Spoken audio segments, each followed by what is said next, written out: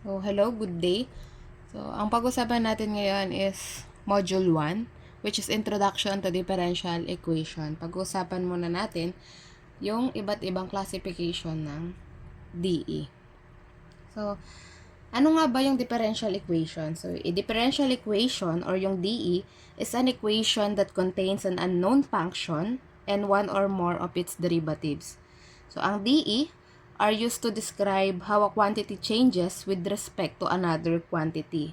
So, for example, ito, dy over dx equals 3x squared. So, ito ay isang example ng differential equation. So, meron siyang isang derivative sa ating equation. So, ating equation, or yung sample natin na to, y is the unknown function, while yung dy over dx represents its rate of change.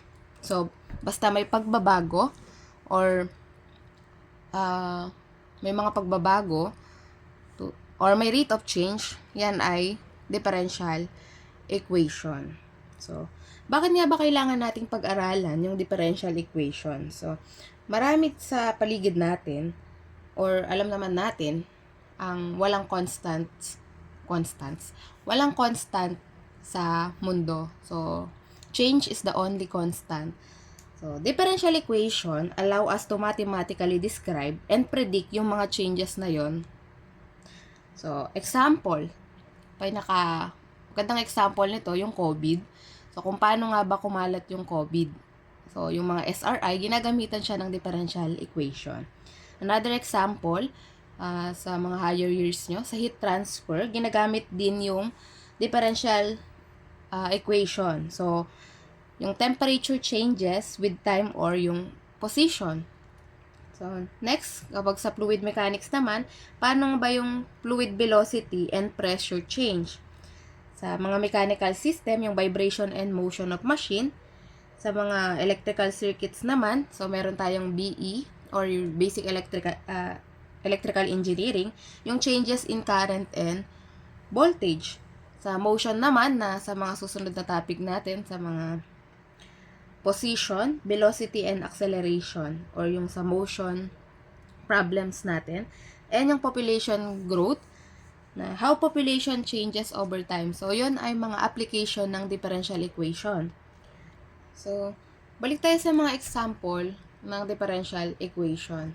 So, sa module, meron tayong makikitang 10 sample. So, yan. Yan yung 10 samples natin. So, yan na lang yung samples natin sa buong classification ng differential equation. So, una nating i-discuss yung independent and dependent variables. So, sabi natin, ang independent variable will appear as one that derivatives are taken with respect to, and yung ating dependent variable will appear as one that describes derivatives are taken up. So, sa madaling salita, dito sa una nating example, yung ating independent variable ay si x. So, yan na lang. Independent ay si x at ang dependent natin ay si y. Kasi y changes kapag change natin yung value ni x. Or sa madaling salita, yung nasa denominator natin yung independent, ay yung nasa numerator natin yung dependent variable. So, punta tayo dun sa mga examples natin na nasa module, yung 10 examples. So, ito. So, kunin muna natin yung mga independent and dependent variable. So, dito sa sample natin, ang independent variable ay si x. Ang dependent variable ay si y. Sulat na natin. Independent si x. Ang dependent ay si y.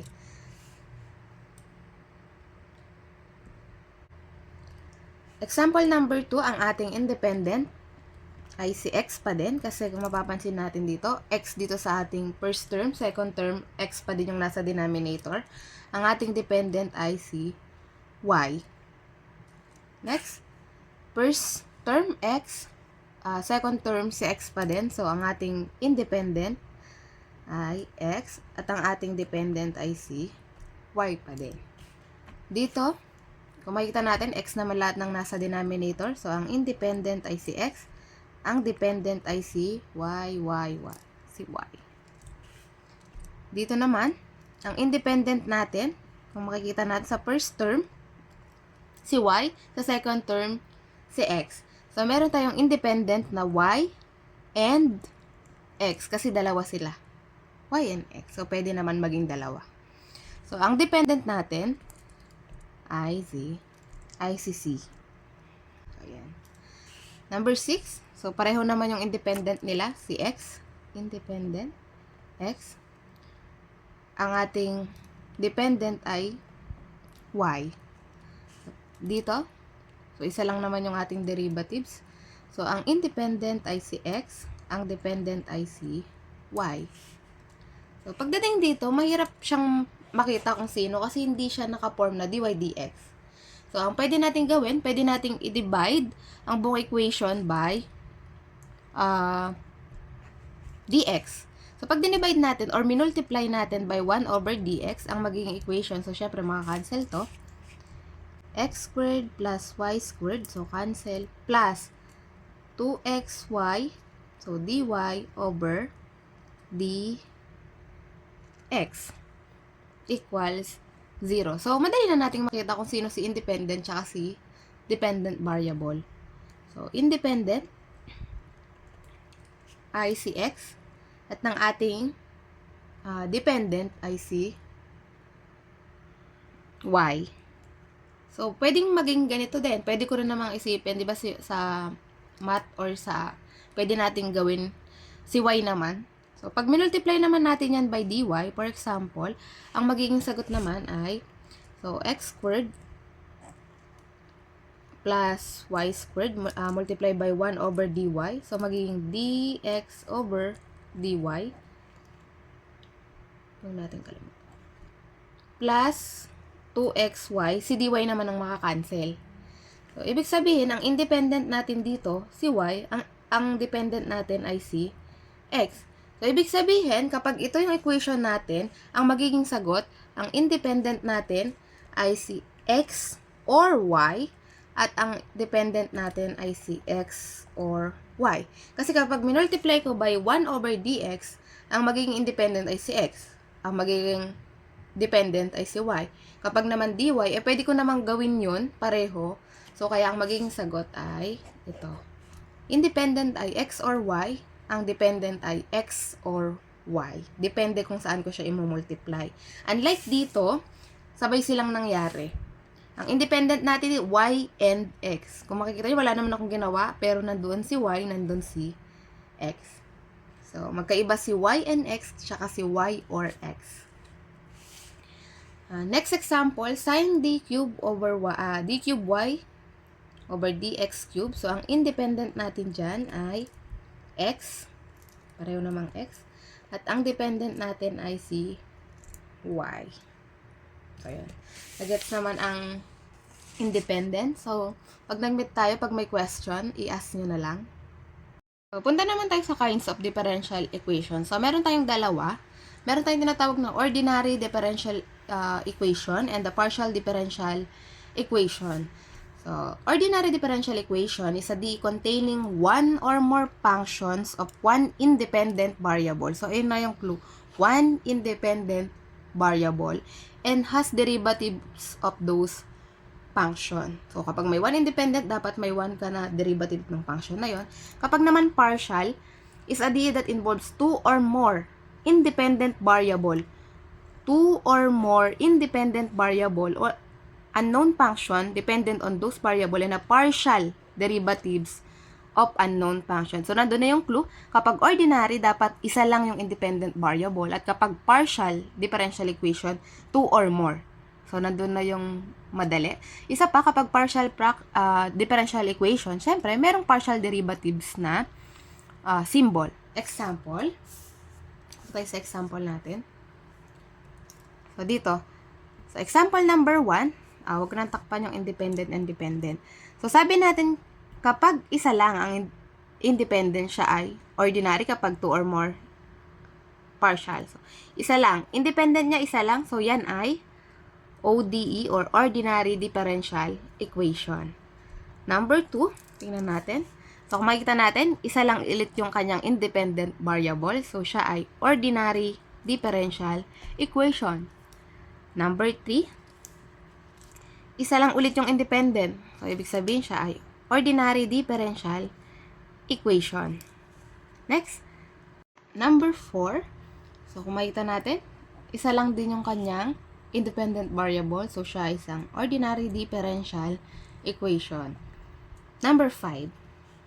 So, sabi ko kanina, ang partial derivatives ay may 2 or more independent. So, kung makita natin kanina, tinignan na natin independent. So, doon, y and x, yung kanyang independent. So, siya ay partial differential equation. Pero, kahit hindi natin tingnan kung ilan yung kanyang independent variable, dun pa lang sa symbol na partial derivatives, matik yan, partial differential equation na. Kahit na ganito pa yan, kahit isa lang yung kanyang independent. For example, ganito. Meron tayong squared c over y squared minus partial fraction squared c over palitan natin to. X kunwari. For example yan, iisa lang kanyang independent, y and y lang. Pero since meron tayong partial derivative na symbol, yan ay partial. Basta nakita nyo na tong symbol na to, pangit kasi basta nakita nyo na yung symbol na yan, kahit hindi nyo tingnan yung kanyang independent variable, automatic partial differential equation na yan. Sana na-gets? Number 6, ang independent niya ay x. So, isa lang naman, ordinary differential equation. Number 7, independent niya ay isa lang, ordinary differential equation. Number 8, ano ba yung ano natin? So, ang independent natin ay x or y. So, once lang naman siya nangyari. So, or yung nakalagay, so pwedeng x, pwedeng y. So, siya ay ordinary differential equation. So, nakita niyo na yung pagkakaiba ng or and na dinidiin ko kanina. So, number 9 natin, isa lang yung independent niya. So, ibig sabihin siya ay ordinary differential equation. So, next natin ay yung order and degree. So, sa order and degree, kapag sinabi nating order of differential equation, the order of differential equation is the order of the highest derivative occurring in the equation. So, pag sinabi naman nating degree, the degree of a differential equation is the power to which the highest order derivative is raised when the differential coefficients are free from radicals and fraction. Dapat nating tandaan yan. Dapat written as polynomial in unknown function. So, mamaya, ma-explain natin yan pag nag-example na tayo. Yun yung tatandaan. Free from radicals and fractions and transcendental yung ating equation. So, simulan natin. So, sa madaling salita, pag sinabi nating order, yung may highest derivative. Pag sinabi nating degree, doon sa kinuhanan natin ng highest degree, ano yung kanyang, anong tawag dito? Ano po yung kanyang exponent. So, doon na rin natin kukunin yung degree. Hindi na tayo lilipat. So, paano ba? For example, etong example number 1, dy over dx equal 5x plus 3. So, hanapin natin yung may pinakamataas na derivative. So, since 1 lang naman yung may derivatives dito, etong part lang na to, so siya na. So, ibig sabihin, yung order natin dito ay, ano bang derivatives ito? So, naka-raise lang yan sa 1. So, pag imaginary, automatic 1. At yung degree natin, ano yung exponent ng may highest order? So, since siya yung kinuhanan natin ng highest order, siya rin yung kukuhanan natin ng degree. So, kung may imaginary 1 yan, may imaginary 1 din dito yan. So, ibig sabihin, first degree yung ating differential equation. So, sana na-gets naman. So, next example natin, dito. Example number 2. So, una kunin natin yung order. So, para hindi tayo mahirapan laging order ang unahin natin. Hanapin natin yung may pinakamataas na derivative. So, yung first term natin, ang derivative niya ay second o 2. Yung second term natin ay 1. So, sabi natin highest derivative. So, ang order natin ay ito. Kasi 2. Order is 2. Tandaan natin kung saan natin kinuha yung order. Doon na rin natin kunin yung degree. So, ano bang exponent nito? So, syempre may imaginary yan na 1. So, ang ating degree ay 1. So, yun lang. So, number 3. Dito na lang natin lagay.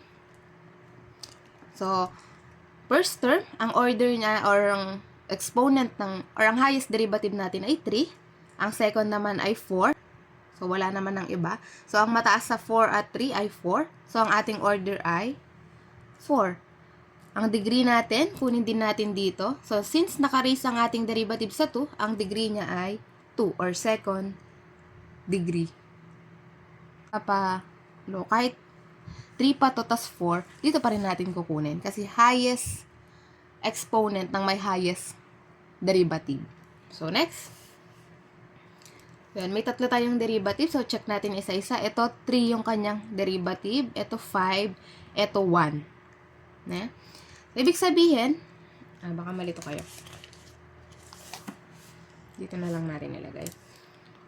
So, ibig sabihin, ang order nito ay, anong pinakamataas? 3, 5, 1. So, 5. So, ang degree nito, kunin na rin natin dito, naka-reach siya sa 2.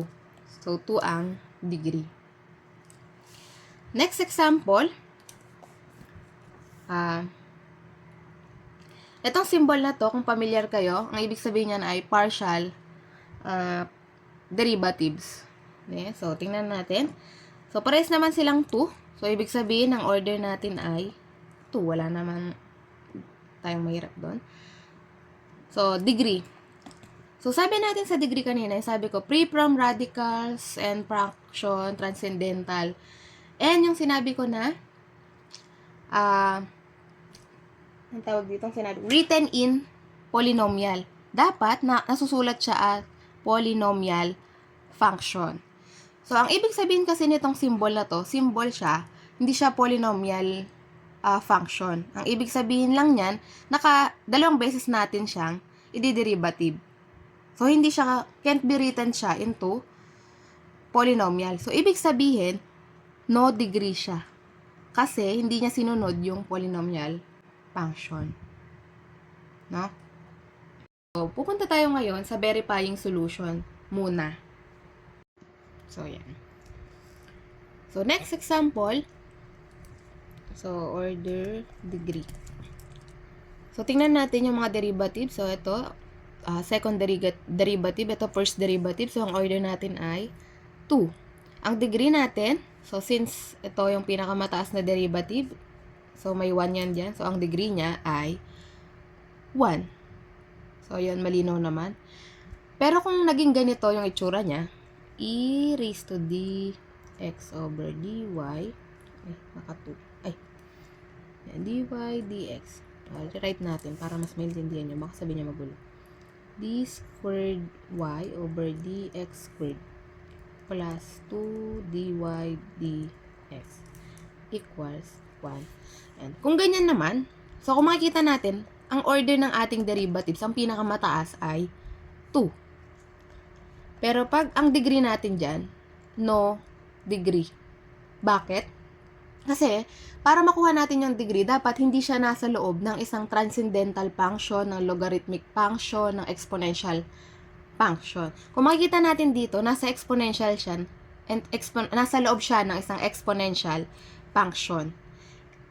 Ulitin ko lang, dapat nakasulat siya as polynomial function. Bawal siyang nasa loob ng transcendental, bawal siyang nasa sin dy over dx, magiging, or naka-fraction, bawal siya na ganon.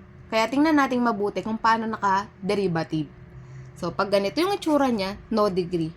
Pero dito, kung makikita niyo, hindi naman siya nasa loob nung nung exponential natin. Kung mapasin na e raised to y, tas d squared y over dx squared. Kaya nagkaroon tayo ng degree, 1. Next example, dy over dx raised to 1/2 plus y equals x. So, isa lang naman yung may derivatives natin dito. So, ang order natin ay 1. Next, ang degree natin, uulitin ko lang, ang degree ay dapat hindi naka-fraction. So, kung makikita natin dito, yung exponent ng ating highest degree ay 1/2. So, ibig sabihin, no degree. So, pwede tayong magka-degree, pwede tayong wala. Okay? Next example, dito. So, tulad ng ginawa natin kanina, kahit alin pa naman dyan, ang order natin dito ay 1 kasi naka-raise to 1. ang degree natin ay raised to 1 kasi may imaginary 1 doon. Next. Ito, dito na lang natin isulat. Hindi na kasya eh. So, ito. Tulad ng kanina, ito yung sinasabi ko, nasa loob ng transcendental function yung ating derivatives. Ang order natin, makikita natin agad. So, since ito ay naka-third derivative, ito ay first derivative, ang order natin ay 3. So, kung makikita natin kung saan natin kinuha yung order natin, doon natin kukunin yung degree. So, ito nakalock yung ating site dapat. So, wala yang degree. Bakit? Tulad ng sabi ko kanina, bawal na sa loob ng transcendental. Sin d cube y over dx cube. Nasa loob siya ng sin. So, wala siyang degree. Hindi siya nasusulat as polynomial function. Depende na lang kung sin x dy over dx. Ayan, 3. Yan. Depende na lang kung ganyan. Ang kanyang degree pag ganyan, 1. Kasi nasa labas siya nitong sin eh. Pero kung makikita nyo, nakasaloob pa siya dito sa sin. Kaya siya ay no degree. So, sa next meeting natin, pwede kayong magtanong about dito. Kung may question kayo. Meron pa bang sample? So, wala nang sample. Punta tayo sa next classification. So, isa-isayin ulit natin yung topic natin. So, 1, nag-define tayo. So, definition. 2 is the classification. Classification of DE. So, meron tayong order and degree, partial derivatives or partial differential equation and the ordinary differential equation. So, next topic natin is solution. Solution to of DE. So, ano ba? Ang goal kasi natin sa differential equation ay makuha yung mga solution sa ating differential equation. So, sa algebra, meron tayong solution, di ba? For example, x plus 3 equals 0, for example. So, ang solution natin dyan ay, ganyan lang natin kinukuha. Ay, mali pala. X is equal to negative 3. So, ang solution natin, negative 3. So, since dito sa differential equation, ang solution natin na makukuha, isang function pa din. Pero, free from derivatives na. So, kung makikita natin kanina yung mga sample natin, dy over dx is equal sa 3x plus 3, for example. So, ang solution natin dito, ang goal natin ay matanggal yung derivatives. So, dapat mawala yung derivatives. Ay ang goal natin. So, ano ba yung mga solutions to DE? So, mag-example tayo. So, for example, meron tayong y double prime equals 6x plus 4. So, pwedeng ang solution natin dyan ay y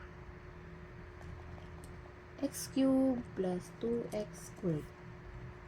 Pwede ding x cubed plus 2x squared plus 5.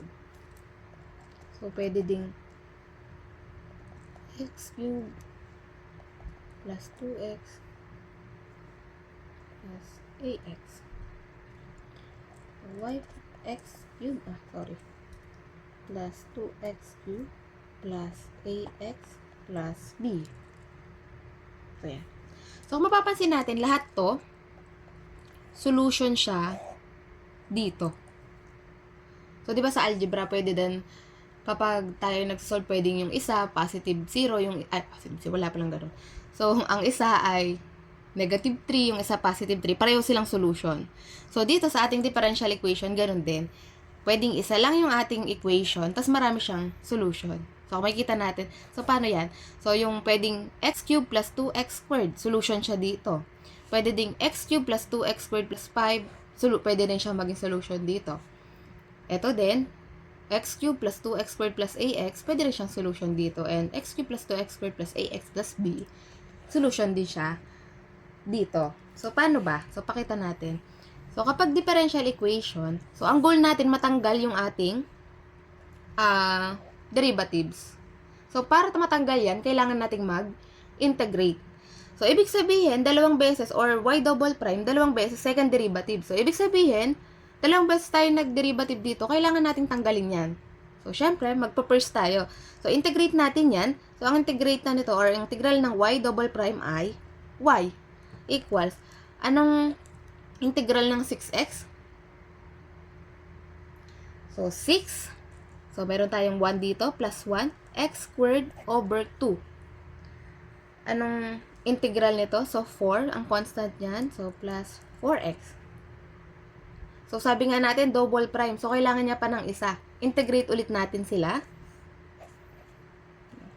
Yan. So, anong integral ng y? Y prime pala to. Sorry. Kasi in-integrate lang natin to. Nawala si y prime.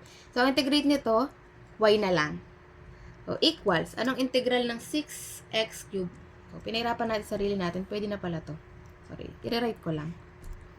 So, 6 over 2, 3x squared plus 4x. So, dito natin ilagay yung integral. Sorry. Ayan. So, second, integrate ulit natin. So, y equals integral nito. So, 3x cube over 3. So, anong integral ng 4x?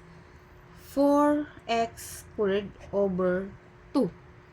So, nagigets naman. Y is equal, so, cancel to. X cube plus 2x squared plus c. So, di ba sa integral nyo dati kapag walang c, nagkakamali kayo? Kasi kahit anong constant dito, pwede siya. Di ba? So, pwede pala dito. Lagyan na natin ng plus c, no? Hindi pala yun.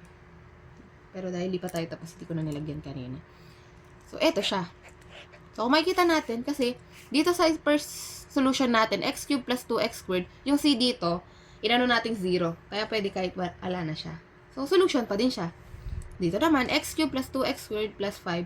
Naglagay lang ako ng kahit anong constant kasi kapag in-integrate ko naman tong 5, or dinerivative ko pala, pag dinerivative ko naman tong 5, mawawala rin naman siya. 0 pa din. So, ito pa din siya. Pwede pa rin siyang solution. So, dito, sa pangatlo natin, x cubed plus 2x squared plus ax. So, kahit anong value ng ating, anong tawag dito? Constant, ax, kahit ano, kahit 1, 2, 3, kahit ano pa yan. Kapag dinerivative ko naman yan, 0 pa din. So, ibig sabihin, pwede pa rin siyang solution ng 6x plus 4. So, pang-apat, ganun din naman, may constant, kahit lagyan ko dito ng 1, kahit lagyan ko dito ng 3, solution pa rin siya dito. Kasi nga, siya yung plus c natin dito sa dulo. So, solution pa din siya. So, ngayon, dito, meron tayong dalawang type ng solution. Types of solution. So, meron tayong tinatawag na general solution at saka particular solution. Ay, binuo ko pa. So, sa general solution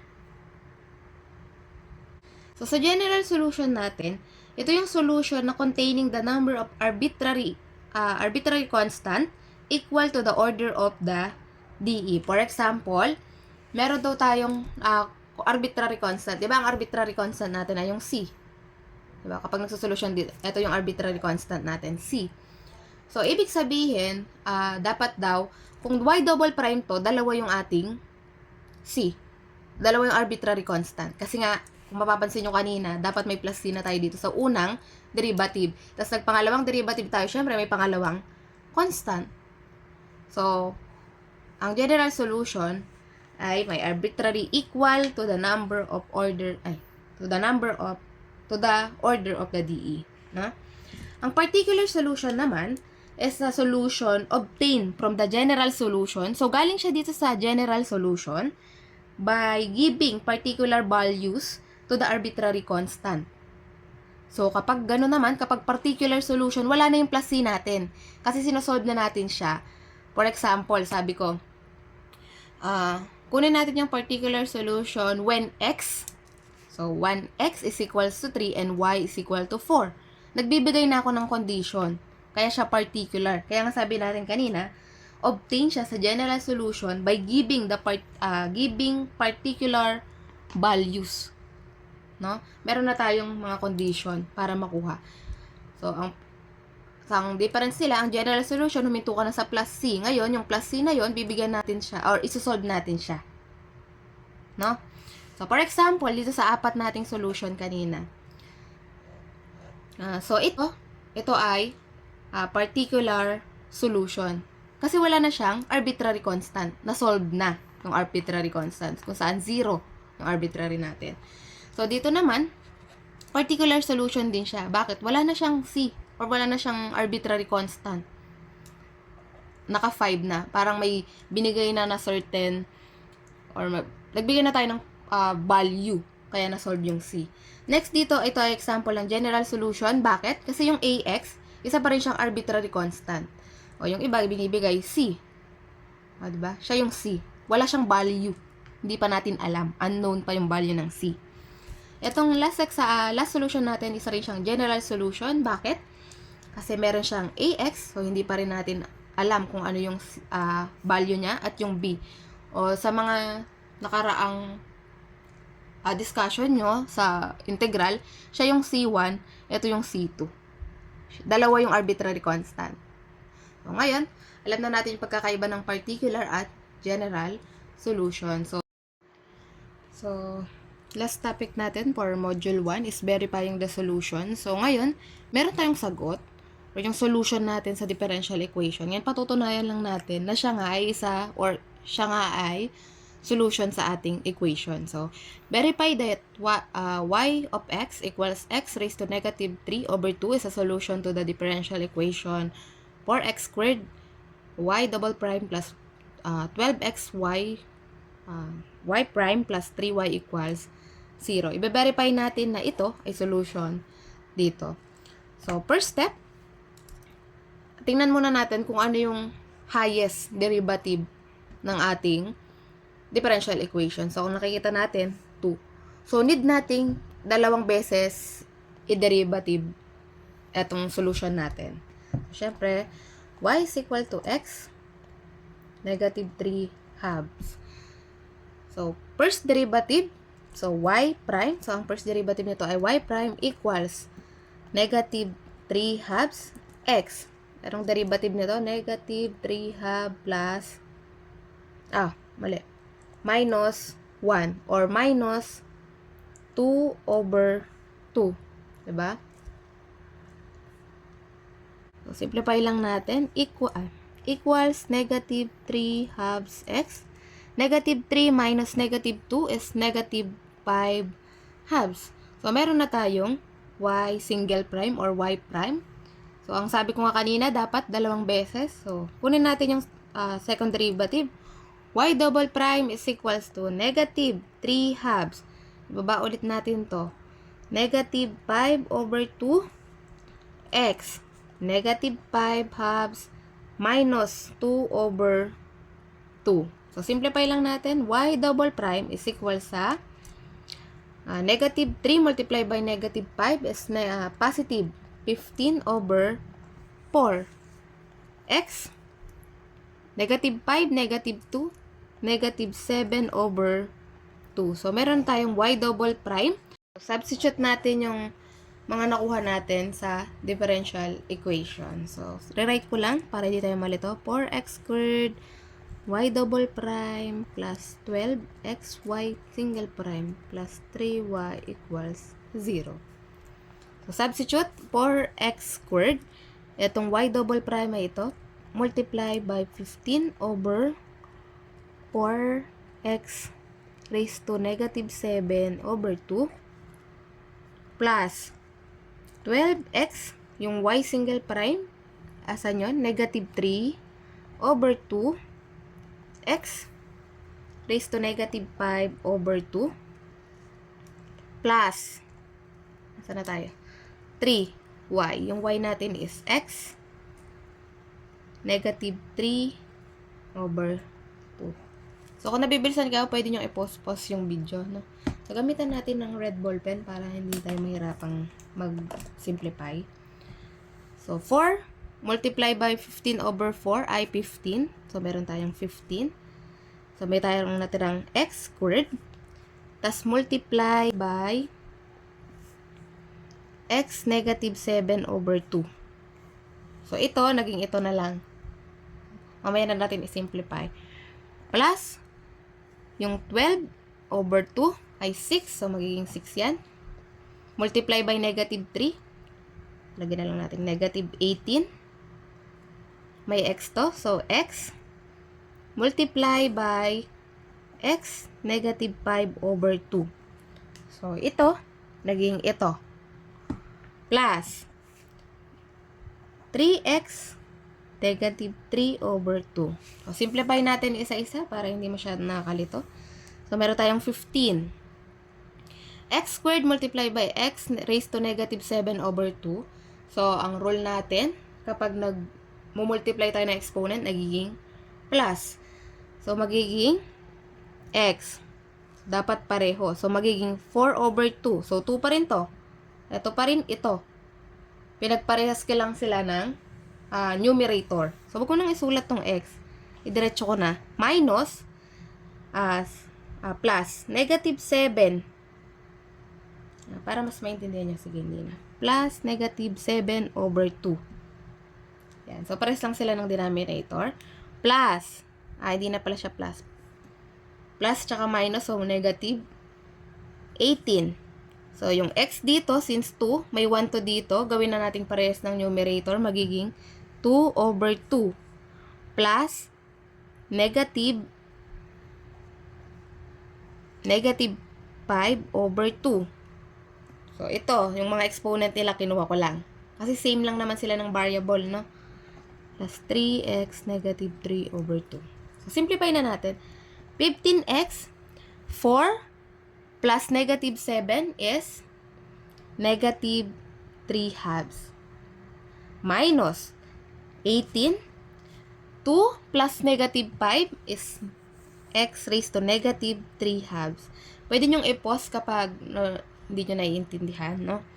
Plus 3x raised to negative 3 halves equals 0.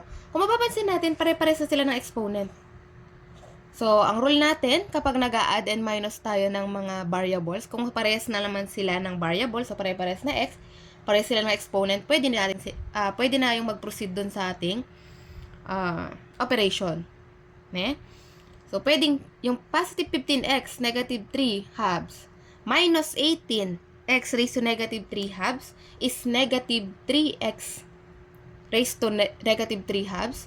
So, pag pinlas natin yan, kung makita, 15 minus 18 minus 3i, 0. So, ibig sabihin, 0 is equal sa 0. So, ibig sabihin, yung ating y of x equals x raised to negative 3 halves is a solution. Verifying. Na-verify lang natin na ito ay solution dito. Ganun lang kasimple ang verifying solution. So, mag-practice pa tayo. Example number 2. So, i-verify naman natin kung ang e raised to negative 2x equals y ay solution dito sa y triple prime minus 3y prime plus 2y equals 0. Tingnan natin. So, first step, tingnan natin kung anong highest derivative or yung ating order. So, since yung order natin dito ay 3, so naka-y, naka triple prime, ang gagawin natin dito sa ating solution ay i-derivative siya ng 3 beses. So, simulan na natin. Ayusin ko lang e raised to negative 2x para mas madali natin makita. So, first derivative, y prime is equal sa, anong derivative nito? So, negative 2 e negative 2x. So, ito yung first derivative natin. Next, kunin natin yung second derivative. So, ang second derivative niya ay positive 4. Tinalunan ko na. So, bakit naging positive 4? So, negative 2 multiply by, bababa natin yung negative 2, positive 4. Okay. So, e raised to negative 2x. So, second derivative. So, kailangan natin ay pangatlo. Y triple prime is equal sa, eto, di ko na shortcut na 4 multiply by negative 2 e raised to negative 2x. Baka masyadong mabilisan yung iba. So, ang ating y triple prime ay equal sa negative 8 e raised to 2x. So, pag nakuha na natin yun, punta tayo sa next step. Substitute. So, pag nag-substitute, i-rewrite ko lang para mas madali ko makita. Negative 3y prime plus 2y equals 0. So, substitute natin yung y triple prime. So, negative 8e 2x minus 3 multiplied by y, yung may single prime. Ito yon. Negative 2e 2x plus 2. Yung y natin, e raised to negative 2x. O, simplify lang natin. So, ito ay negative 8e negative 2x minus negative 3 multiplied by negative 2 ay positive 6e raised to 2x plus 2e raised to negative 2x equals 0. Nakalimutan ko equals 0 dito. So, check natin. So, pare-pares naman sila. So, pwede tayo mag-proceed sa operation ng plus minus. Negative 8 plus 6 plus 2 ay 0. So, solution. Sulat na lang natin.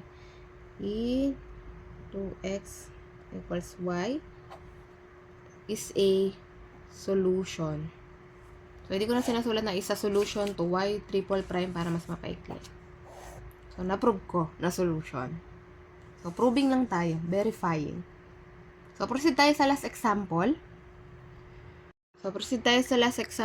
So, ipoprove natin na yung sin kt is a solution sa ating differential equation na d squared x over dt squared plus k squared x equal 0. So, yung ating unknown function ay si x. So, x is equal sa sin kt.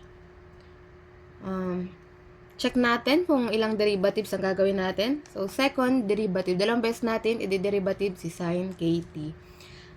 So, first derivative niya ay dx over dt equals anong derivative ni sin? So, ang derivative ni sin ay cosine. So, ang derivative nito ay k cosine t. So, nakalimutan natin yung k dito. So, isa-isay natin.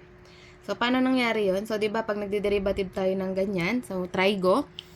So, ang derivative ni sin, cosine. So, nilagay natin yung cosine.